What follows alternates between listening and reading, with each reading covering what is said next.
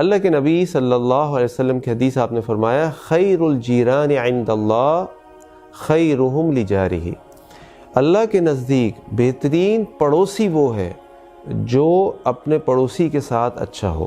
اللہ کا دین اسلام ہمیں ہر انسان کے ساتھ، چاہے مسلمان ہو یا غیر مسلم، حسن سلوک کا حکم دیتا ہے۔ پھر وہ انسان جو آپ کے پڑوس میں رہتا ہو، جس کی دیوار آپ کی دیوار سے ملی ہوئی ہو، جس کے گھر کی آواز آپ کے گھر میں آتی ہو اور آپ کے گھر کی آواز اس کے گھر میں جاتی ہو، اس کے آپ پہ کیا حقوق ہوں گے۔ اسلام پڑوسی کے حقوق پر انتہائی اصرار کرتا ہے، یہاں تک کہ اللہ کے نبی صلی اللہ علیہ وسلم فرمایا کہ جبریل علیہ السلام مجھے پڑوسیوں کے حقوق کے بارے میں اتنی تاکید کرتے تھے کہ مجھے یہ گمان ہوا کہ کہیں انسان کی وراثت میں سے پڑوسی کا بھی حصہ نہ ہو جائے۔ اللہ تعالیٰ نے بھی قرآن کریم میں فرمایا وَاعْبُدُوا اللَّهَ وَلَا تُشْرِكُوا بِهِ شَيْئًا، اللہ تعالیٰ کی عبادت کرو اور اس کے ساتھ کسی کو شریک نہ کرو۔ وَبِالْوَالِدَيْنِ احسانا، اور اپنے والدین کے ساتھ احسان کی روش اختیار کرو۔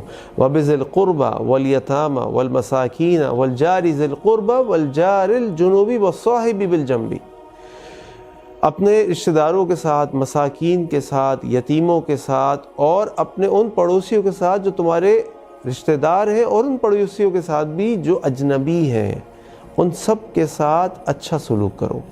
اللہ کے نبی صلی اللہ علیہ وسلم کے پاس ایک دفعہ ایک عورت کا ذکر کیا گیا اور بتایا گیا کہ وہ عورت تہجد گزار ہے، وہ عورت بہت زیادہ روزے رکھنے والی ہے، لیکن اس کی زبان سے اس کے پڑوسی محفوظ نہیں ہیں۔ اللہ کے نبی صلی اللہ علیہ وسلم فرمایا ہی فی النار، وہ جہنم کی آگ میں ہے۔ اور پھر ان کے سامنے ایک اور عورت کا ذکر کیا گیا جو بہت زیادہ روزے نہیں رکھتی، اپنے فرائض کو پورے کرتی ہے، اور جو دین کے فرائض واجبات ہیں ان پر عمل کرتی ہے، لیکن وہ اپنے پڑوسیوں کے ساتھ بہت اچھی ہے۔ تو اللہ کے نبی نے فرمایا ہی فی الجنہ، وہ جنت کے اندر ہے۔ یعنی پڑوسی کے ساتھ حسن سلوک کرنا آپ کی جنت اور جہنم کا فیصلہ کرتا ہے۔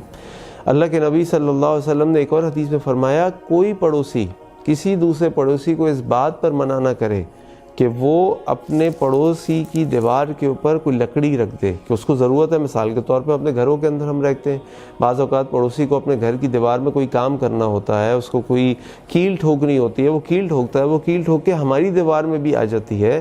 ہم کہتے ہیں نہیں جی ہماری دیوار کو نقصان نہیں ہونا چاہیے، نہیں، ایسا نہیں کرنا چاہیے، بلکہ ہمیں اپنے پڑوسیوں کا خاص خیال رکھنا چاہیے۔ اور اگر کسی وجہ سے ہمارے پڑوسی اچھے نہ ہوں، ہمیں تکلیف دیتے ہوں، حسن سلوک نہ کرتے ہوں، اور محلے کے معاملات میں مشکلات پیدا کرتے ہوں، تو یا تو آپ پڑوس چینج کر لیجئے۔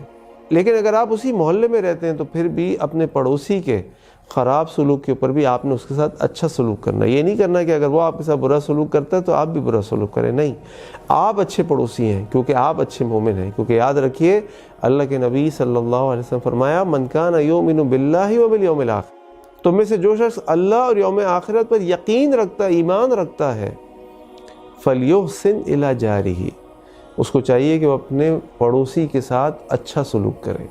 اللہ کے نبی نے ایک اور حدیث میں فرمایا واللہ لا یؤمن، واللہ لا یؤمن، واللہ لا یؤمن، 3 دفعہ اللہ کے نبی نے فرمایا اللہ کی قسم وہ شخص مومن نہیں ہو سکتا۔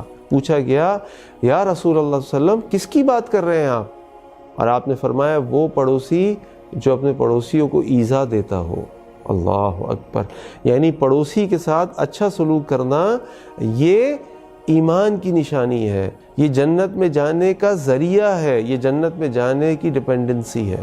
ہمارا پڑوسی کوئی بھی ہو، ہمیں اچھا سلوک کرنا ہے کیونکہ ہم مسلمان ہیں، ہمیں جنت میں جانا ہے۔ اور یاد رکھیے کہ یہ پڑوسی بھی بعض اوقات ہماری آزمائش ہو سکتے ہیں، اور یہ آزمائش اللہ تعالیٰ ہم سب کو دیتے ہیں۔ اللہ سے دعا ہے کہ اللہ تعالیٰ ہمیں اچھا پڑوسی بنائے، اور اللہ تعالیٰ ہمیں اپنے پڑوسیوں کے حقوق کو اچھے طریقے سے ادا کرنے کی توفیق عطا فرمائے۔ السلام علیکم۔ دین کی بات پھیلانا صدقہ جاریہ ہے، ثواب کی نیت سے ویڈیو کو شیئر ضرور کیجیے۔ جزاک اللہ۔